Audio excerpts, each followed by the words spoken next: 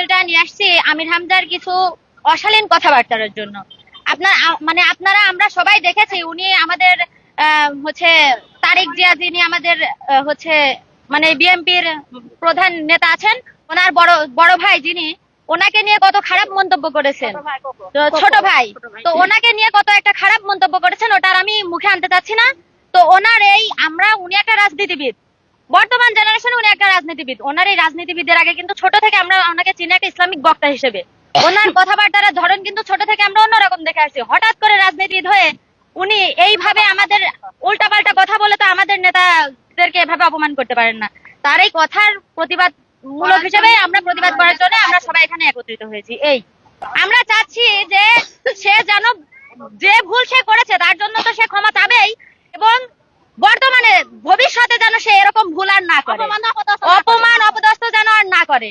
বেগম খালেদা জিয়ার ছেলের নামে, কোকর নামে হামজাদ বিশাল খারাপ মন্তব্য, আমির হামজাদ খারাপ কথা বের করেছে, এবং আমরা চাই যে এইভাবে যেন সে এই কথাগুলো না দ্বিতীয়বার না বলে।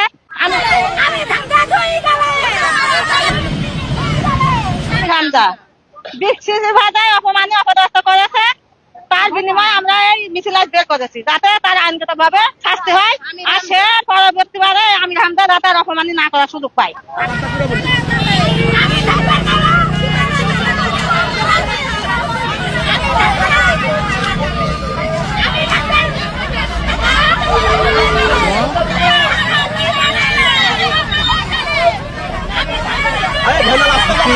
এখানে আইসি হচ্ছে আমির হামজার জন্য, কারণ সে মানে বাজে মন্তব্য করে, হচ্ছে তার হচ্ছে কথার হচ্ছে পয়েন্টে পয়েন্টে আমরা হচ্ছে বাজে কথা পাই, যে তার হচ্ছে সুষ্ঠু বিচার করার জন্য, তার প্রতিবাদ করার জন্য আমরা এখানে সবাই আসছি।